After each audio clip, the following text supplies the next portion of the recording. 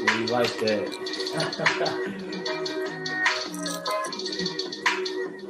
Woo!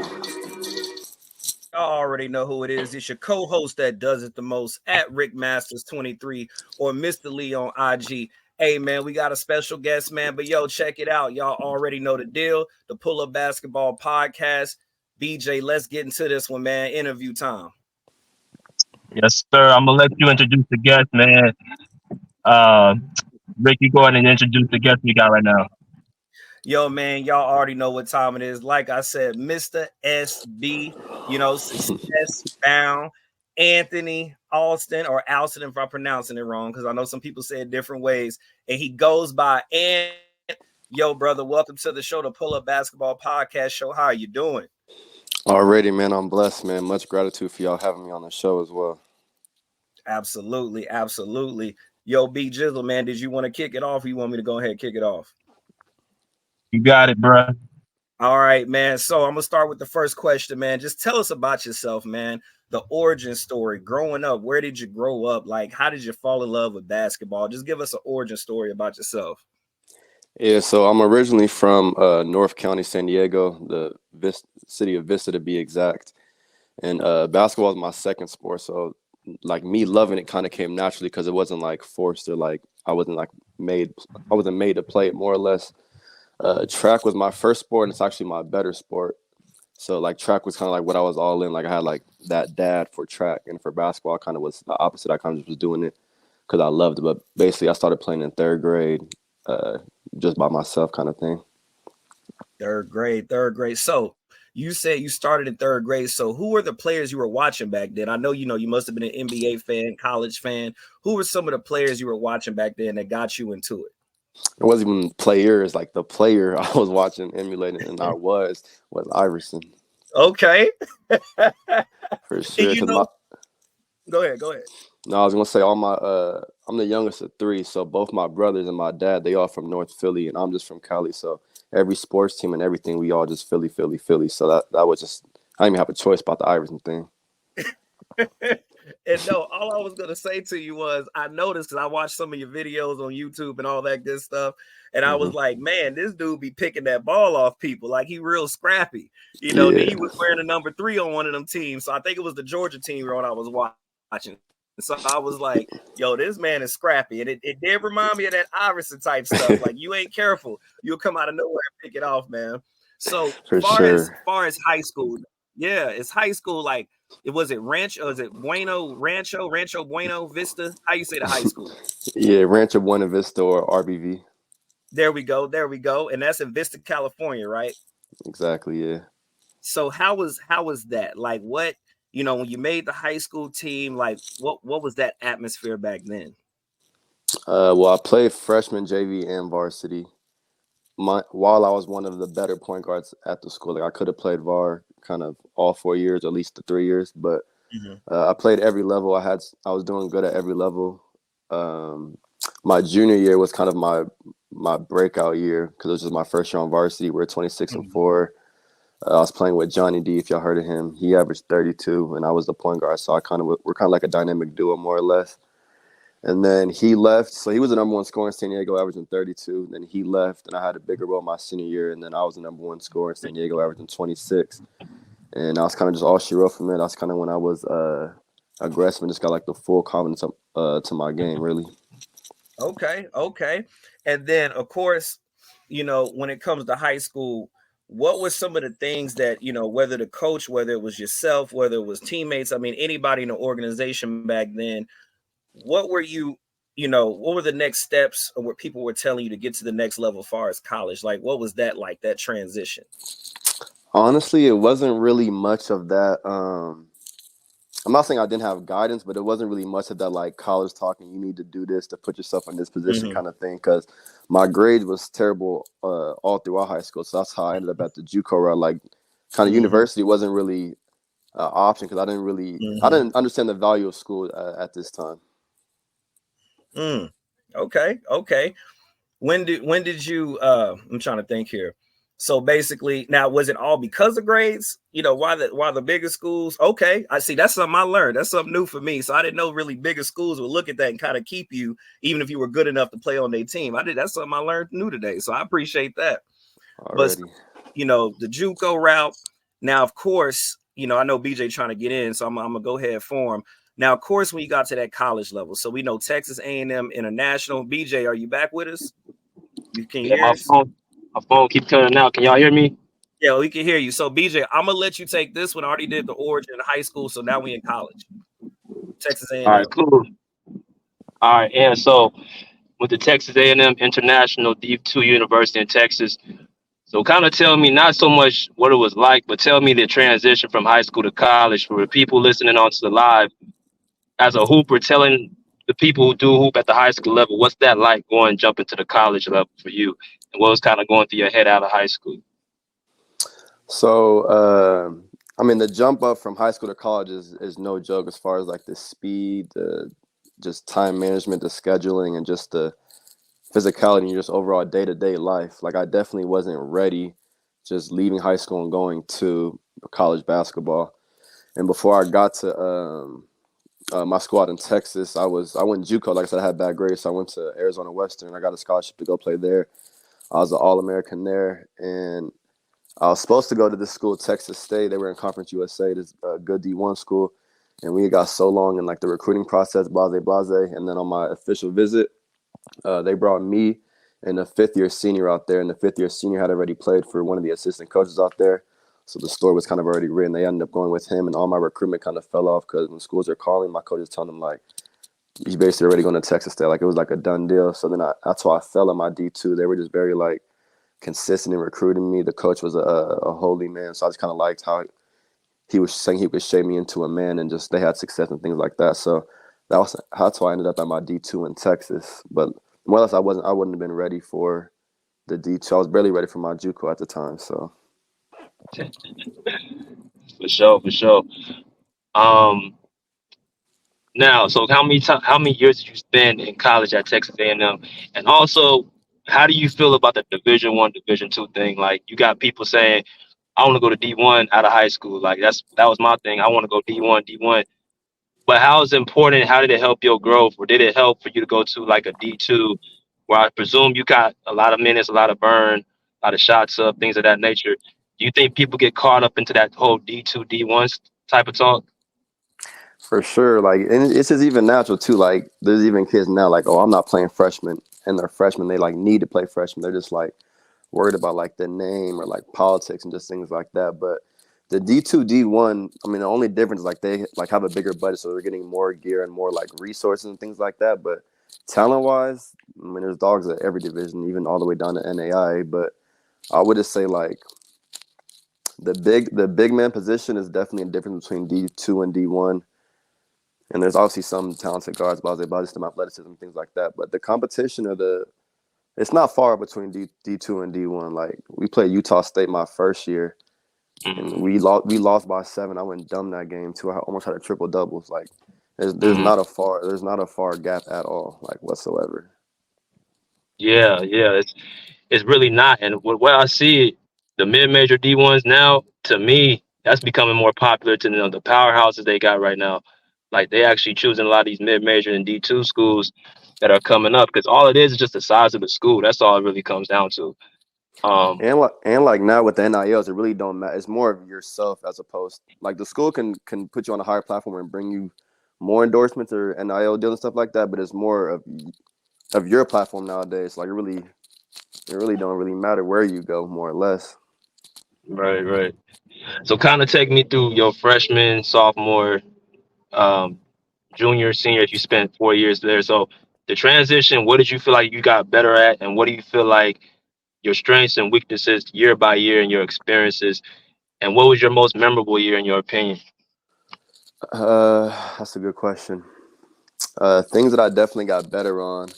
In high school, I was just all downhill. Like I was just straight. I wasn't really shooting much jump shots. I was just much faster than everyone. Like I said, track's my background, so I was just much faster than everybody. So as I got to college, I obviously had to develop more of a jump shot, kind of adding pace and learning how to run the offense and just be a real floor general. I wasn't really much of a leader until my junior, really my senior year of college. I was kind of always that guy that led by example because I'm kind of quiet in nature. And my coach is like, you a point guard, and if you want to be an elite point guard or play at the levels that you aspire to, like you being vocal is like essential. Like you got to. So there was one part he just making me just yell from the top of my lungs. Like I'm like, he's looking at me like that's pitiful. Like that's not loud enough. And like I had to yell, like I had to like really dig deep and like go somewhere else to get within myself. And ever since that day, I could just like yell, I can talk loud, I can just do all that. So really just being a leader, pace, shooting off the dribble, my shot, just being official, things like that, learning how to run a team. Okay. I got one more question. So, what was your most memorable year? What was your best year? What's the year that you feel like you really feel like you was going to go to the next level? What did you feel at that moment? My most memorable year, I would have to say, is just my sophomore year. That was the year I got named All-American. And like what that did for my confidence. First of all, it was an award I like wasn't expecting at all. So that's kind of one of my highlights. I did an early 6 a.m. morning workout, and I went back to take a nap, and I woke up and my phone was just going crazy. My like Twitter mentions was like congrats to Ant for All-American. I'm like, what they talking? But I didn't know yet. I'm like, what they talking about? And then I like went on Twitter, did my own little research, and then I was very humble. But then like the confidence and like that was instilled for me from that day, I was like, I really do this. Like, so I think that's kind of was a big chapter in my life. That my sophomore year of college. You got somebody right now. Grayson, Georgia is 15 minutes away. You from Atlanta, man, right there. Yes, sir. Let me hand it out to my boy Rick, man. You can go to the next topic, my man. All right, man. So of course, the fun part, the juicy part, we talking about the pros, man. Now I did see some on your IG, man, and congrats to you. And by the way, everybody on the panel, happy belated birthday, August 14th. You know what I'm saying? So my man getting up there in age, them knees starting to break down. Appreciate that, man. Happy Appreciate belated birthday, man. But no, going into the professional route. Now, was Croatia the first pro team overseas you played for? Yeah, it was the first. That was my rookie year, yeah. Okay. And then when you played for Croatia, and I know I read an article, it said you were the first American in 43 years to play for that team. So, like, tell me how that felt. Tell me what was going through your mind when you got that call and you was heading that way. What was that like? So two funny stories to my rookie year deal. So the first one is since I transferred from JUCO to university, I had to do 5 years to get my degree. I majored in kinesiology and I minored in communication. So my minor, I kind of had to wrap that up. So as I finished my senior year, I'm reaching out to agents. I'm trying to get on the radar, doing all that stuff. And I'm in class one year, my first semester, my 5th year, and my agent, they got me my rookie year. His name was my agent that got me my rookie deal. He's from Slovenia. His name was Vlado. So he texted me, he's like, Anthony, you ready to come to Europe? And it was a crazy number. So I kind of knew it was like an agent or something. So I jump up out of class. I call him, like, I'm ready to come, but like, I got to get my degree. I promised to my parents I came this far. Like, I can't leave this year, like, no matter what. I was like, but there's an ABA team, like a local semi-pro team I can play on, get stats, get film, and I'll be in shape and working. And once I graduate, then I'll be ready to come to Europe. So I played in the ABA while I was taking my classes and doing all that stuff. Had a great year. It was easy. And then I graduated in May. And then on my birthday, August 14th, he called me, had a deal for me. Then I left probably like less than a week after that. But even that whole summer, like, it was my first year, didn't have much guidance. Like, I tried to fire him like 3 times. I'm like, bro, you not giving me no deals. Like, you keep talking to these teams and we're getting close. I'm talking to like GMs and like all these people and he's just not closing nothing. So I tried to fire him. He's like, I'm working too hard. Like, I've done so much work for you. Like, just give me like another month, give me another chance. And I'm like, all right. And then he ended up getting it done. So I was very fortunate for him and for that situation. Man, and no, so basically, you got that crazy phone number. You already knew what the deal was. You gotta be an agent. It gotta be somebody. And so I think my biggest thing that I want to point out with the Croatia thing. So would you say now it already sounds like you have the confidence, obviously, because playing on that level, you got to know how to play some ball. That's obvious. but what was more of the mental, I guess, change from playing over here in America and playing overseas? Like, what is that like? Is it a different type of competition? Do they come at the game a lot different than we do? Like, is it different to you? Like, what do you think on that? If you speak on that.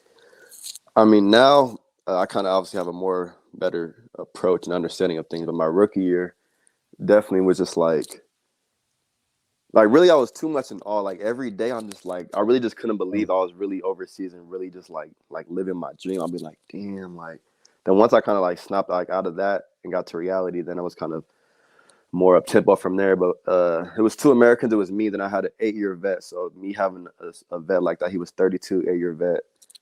Me having him in my corner definitely helped me tremendously. But the whole overseas approach is just kind of different between like how they always want to like go get a coffee after, or go want to just like hang out, get a drink, watch soccer. And I'm like I want to go do my work and like go back to the crib and chill, or just like do things like that. And my teammate was just preaching like, you got to do things like that to like, you don't want to seem like stuck up or be that kind of a teammate or American. So he was just teaching me like on the court things as well as like off the court things like that. So having a vet in my corner definitely was major for me. And we had the same agent as well too. So we were talking before we got out there, that us having the same agency, we was kind of just locked in like that.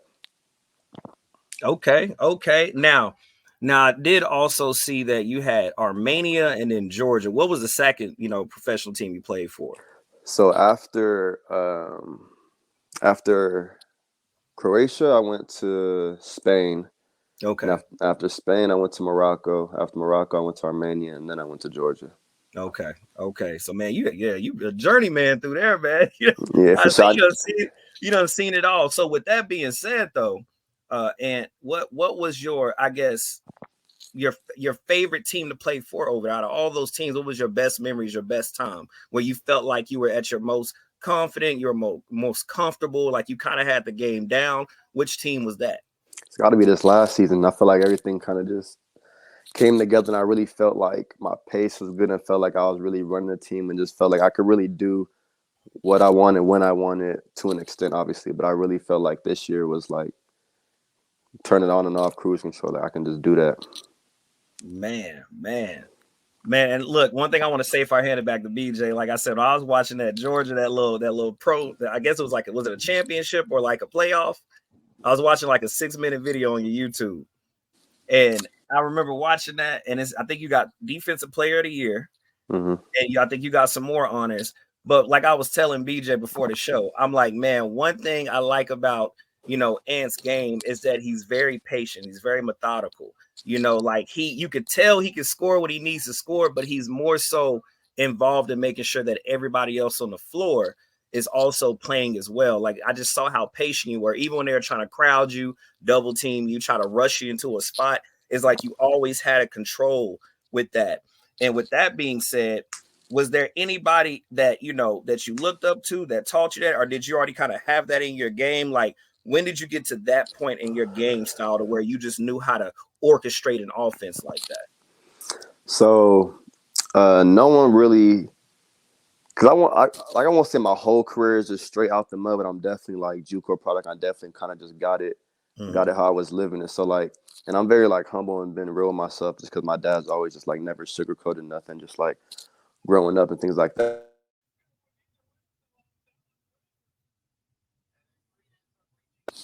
Y'all can hear me still? Yeah, we can hear you. I can hear you. All right, so as I'm watching film during the summers, I'm watching myself. Like I'm not looking how other elite point guards are looking overseas. Like if you're like arms distance away and you're guarding me, I'm like still just doing too many moves or just doing too much, even though I'm under control and chilling. But other point guards are like turning their back and just like doing more simple moves and just looking more under control. So I'm watching myself and watching other elite point guards at the levels I want to get to, and I'm like, I'm not looking like how they're looking. So like it was really just came with practice and just like watching film and being honest with myself.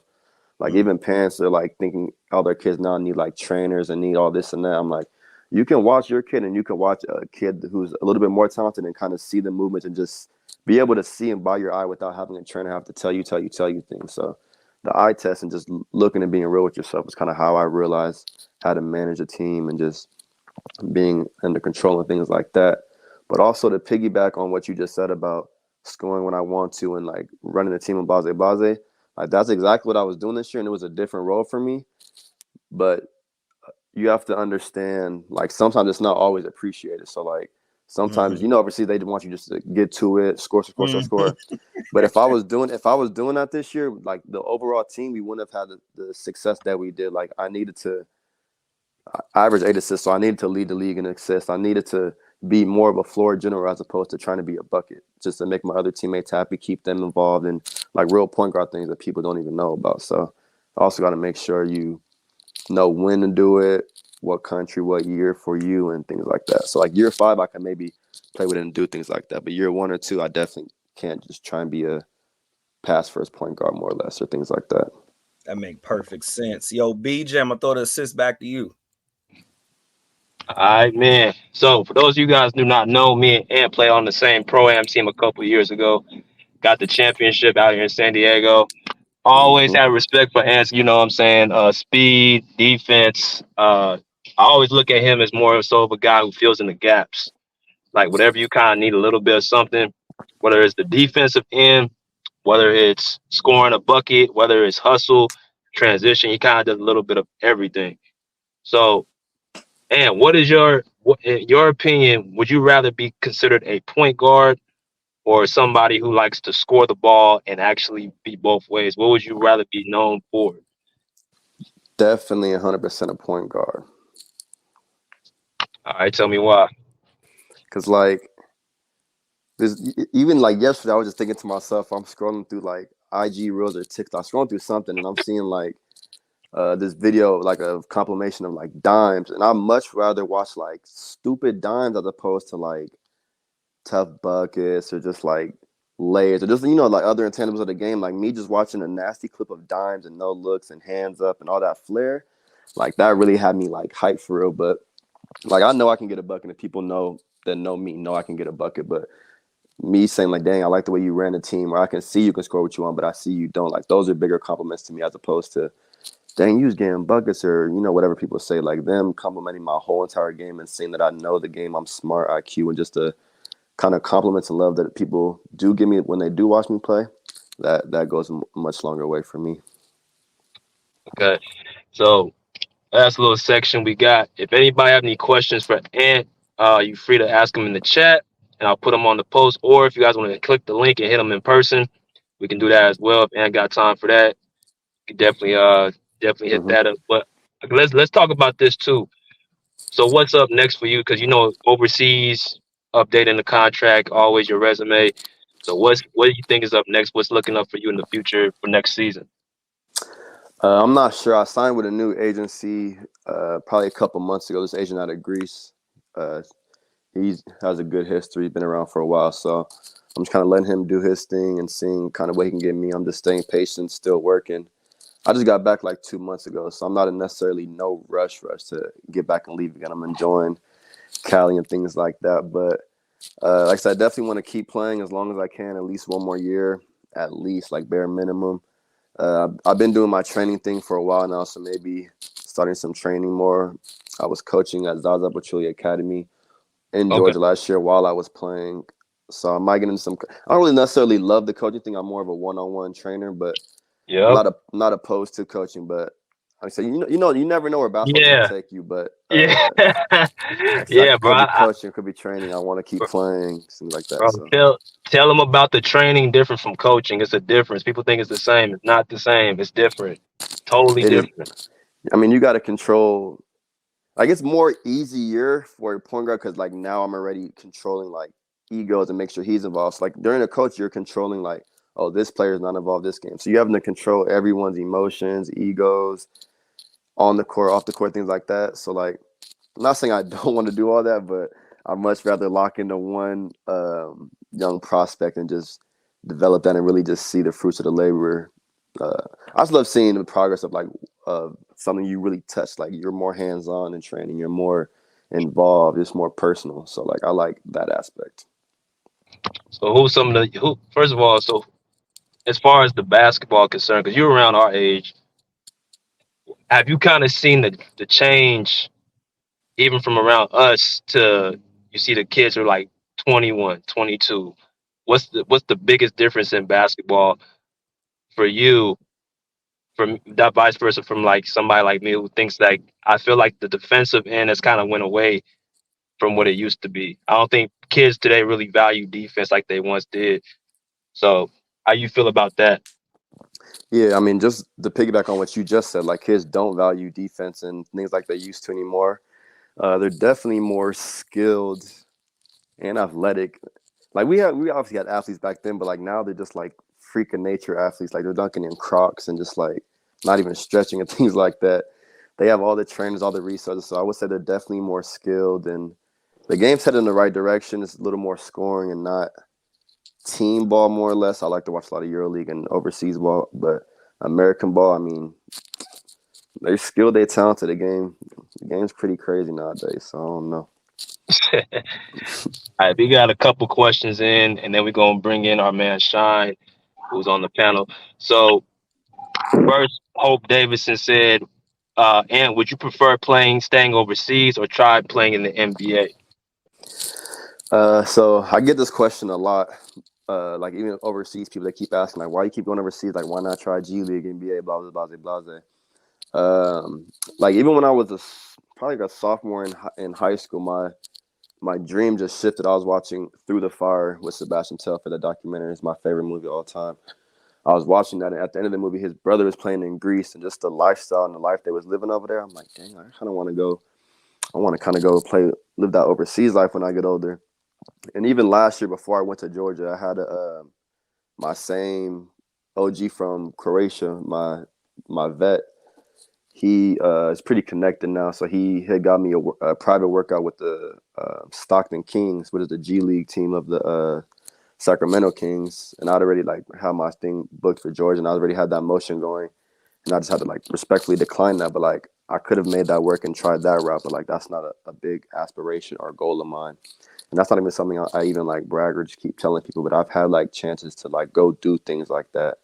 But I like to live that overseas life, see different cultures, be in different environments, and just keep traveling with the game of basketball. So, All right, you got one more from TuneIn Sports. He said, "Who are your favorite players?" like I mentioned earlier, Iverson's my all-time favorite, but right now, Dame is my favorite player. I like Ja. I need him to lock in and get it together, though.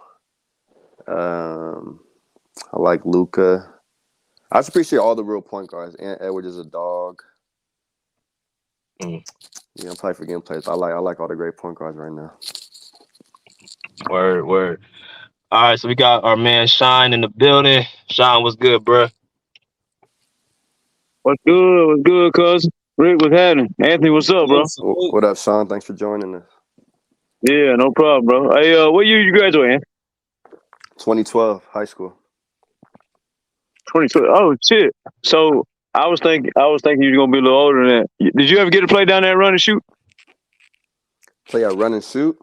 Yeah, did you ever get to play down there when it was really popping? Wait, Nah, he said he ain't from Georgia, the state. Shine, he talking about the country. That's where he played at. I thought I looked him up online and it said Grayson he played in Grayson, Georgia, Grayson High School.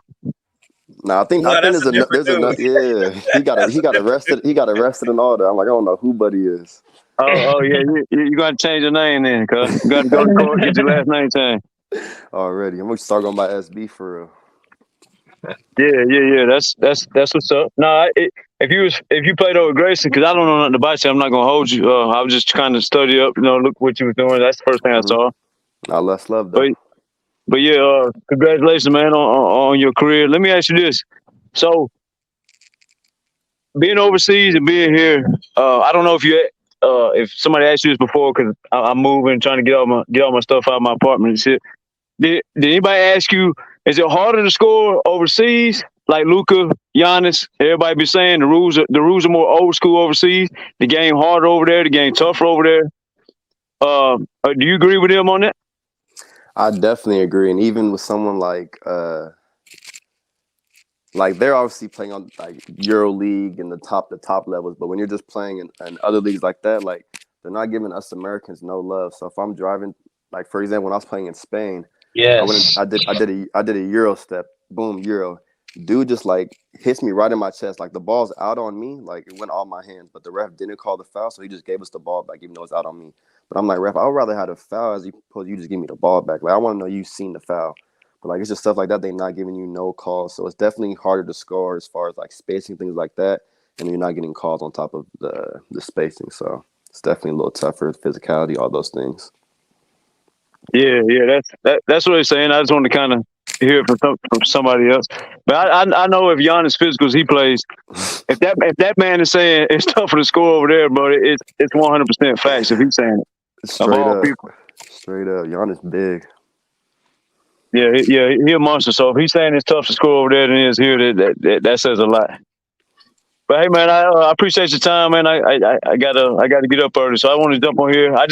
I read that and I was like, hold on, man. What year did he graduate? He gonna know what the run and shoot is. Anybody from Atlanta or from Georgia, they know exactly what the run and shoot is. They had to close it down, getting a little too dangerous down there and shit. Cause it was 24 hours, but you went down there. You can only imagine what was happening after dark. So. Mm-hmm. Yeah, we used to go down there, bro. That shit. You play hell getting a foul call down there. You calling your own fouls and stuff. Yeah, that was.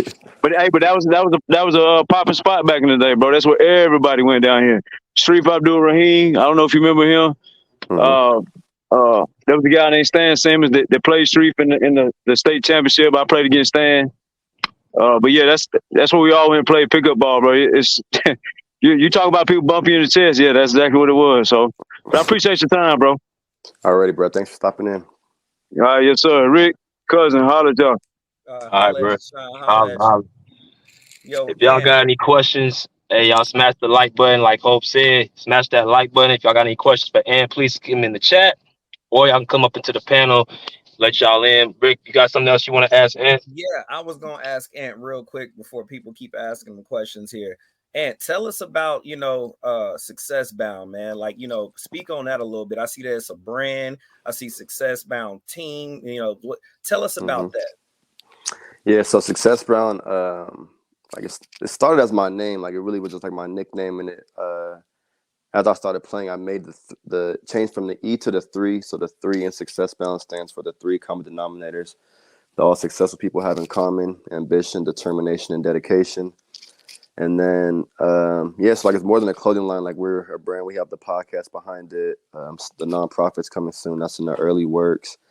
Team Success is kind of just like a page I just do to highlight the youth and just highlight players that I either played with, worked out with. I like their work ethic, or just to highlight, more players like that. But the brand, the brand's been on pause for a minute just because I've been hooping and just traveling and doing things like that. But I'm about to get that back popping.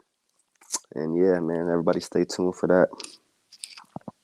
Absolutely, man. And then pretty much like I can tell everybody now, if y'all want to go see, some of his links, just go hit up his Instagram, man. We'll put it here in the chat in a sec, but go to his Instagram. You'll see the links at the top. But just let everybody know out there, like, where can they go? Instagram, is there a website for that Success Bound? Yeah, so successbound.com. We spell success SUCC3SS. Obviously bound BOUND. That's the website, successbound.com. My Instagram is successbound. The basketball page is at Team Success. The brand page is at Successbound Brand. And I have a basketball podcast called Back to the Block Podcast. That's been on hold for a minute too, but that's about to get back booming. And that's just a podcast platform that's highlighting like the underdogs, like people that kind of get it out the mud. So kind of like my story, like either the JUCO route and still made it pro, or just kind of any adversity you had to make. I don't want to hear the the people that just had it nice and they still just kind of got everything. Yeah. So I want to hear some real stuff to where people can get something out of that. The Bound for Success, the podcast, that's kind of for not basketball. I've had 3 athletes, but next I have kind of people in other fields, and that's just kind of highlighting the common denominators between all successful people and talking about like the habits, the everyday rituals, and just things that separated them. So just trying to give people some content, obviously, but things that they can learn from, relate to, learn from. And I think it's just going to help them in every endeavor, not just sports. Okay. And I got one last question before I pass it back to BJ. And so getting this, organization off the ground, man, like me and BJ, You know, of course, the Pull Up Basketball podcast, this was like years in the making. You know, we're planning it, talking about it almost 3 years now, but probably talking about it for 5 years, right?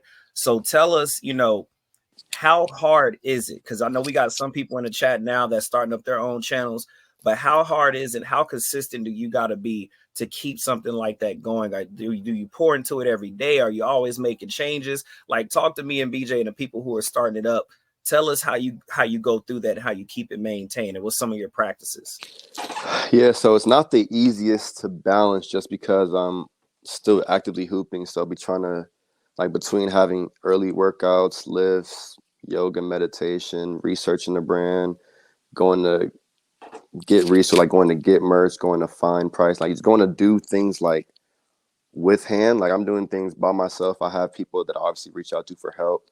Like I have a team of people, but like as far as come up with an idea, executing and like bringing it to life, it starts with me, and I have to make the motion. I have to fund it. I have to do all those kind of things. So it's definitely, I mean, not the easiest, but it's more than worth it. It's not a hobby, so it's like something that I like have to do. And it doesn't feel like it's something I have to do at the same time, if that makes sense. Like it doesn't feel like it's a real job. So it's something to balance, but it's more than balanceable. Things are going good. All right, and that's good. Yo, B Jizzle, I'll throw it back to you. All right, so we got Tune in Sports. I wish you just come up to the panel and ask. You got like 3 questions already. He said any NBA players and compares his game after or steady. I think he kind of touched on it, but I could probably expound a little more if you want to. So as far as comparing my game to my rookie year, when I was going overseas, my agent was like, yeah, like when you get over here, I want you to kind of like play kind of like Dennis Schroeder and blah, blah, blah. And this was kind of before Schroeder was as popular as he was now, and it's before I was hip on Schroeder. So I just took it as straight disrespect. I'm like, man, you need to be telling me to play like Kyrie and just like get to it. You talking about Dennis Schroeder, like, bro, what? But you just talking about, like play with my speed, like how he plays now. I just didn't know at the time. So I would think that's a comparison. I've got the Jeff T comparison. I like to study Dame, Luka, just because his pace, Shea, Trace. I watch a lot of things for pace. I like Mike James, Russ Smith, Kiwi Gardner, Pierre Jackson. A lot of overseas guards as opposed to NBA players. But NBA players, I'm watching more of their pace. But there's so much of a bigger body, I can't really relate too much to their game. So I try not to watch as much. And the style of play of NBA isn't how it is overseas. So I watch more overseas players as opposed to NBA players. Mm-hmm. Word. And who do you got in the NBA? So who do you got winning the championship, or who do you think is going to be a problem out in the West and the Eastern Conference? Celtics, I don't know if they're ever going, not ever, but I don't know if they're going to figure it out, but they're a solid program, solid organization. I'm Philly ride or die, so Sixers every year, we're going to get it together. We're going to get that there. And on the West, I think that's the people still got to go through the Nuggets. Like, I don't know what the word is going to be talking about because CP3, I don't know if he cursed, but it's just every team he goes to, they just don't win. So, like, I got to see that. The Suns definitely going to make a lot of noise. So, Suns, Nuggets, or Warriors, I would say. Nuggets, Warriors, and then you got the Celtics. We got a few Philly fans on. We got fans on every team, but we have like 5 Philly fans like on this platform. So Hello. definitely love the Philly fans. Because Iverson, right? I'm guessing. Mm-hmm. Okay. Word. All right. So definitely, we've been on for 40 minutes. We definitely appreciate my man Ant for coming on. Always welcome, as well as we want to be on your podcast too, man. When you get that up and running. Yeah, for sure. We're going to talk about that. For sure. The IG Success Bound. Y'all go follow my man Ant on his quest. You know what I'm saying? Go follow his basketball journey, and as well as the clothing brand. Continue to support. Rick, go ahead and close the show, brother. Hey, man, y'all already know who it is. It's your co-host that does it the most at Rick Masters 23 or Mr. Lee on IG. The Pull Up Basketball Podcast, the host, BJ Matthews. Y'all already know the deal, man. And, yo, we appreciate you coming on, man. And, yo, like BJ always say, pull up a seat, pull up a chair, pull up. Peace. Out of here. Peace.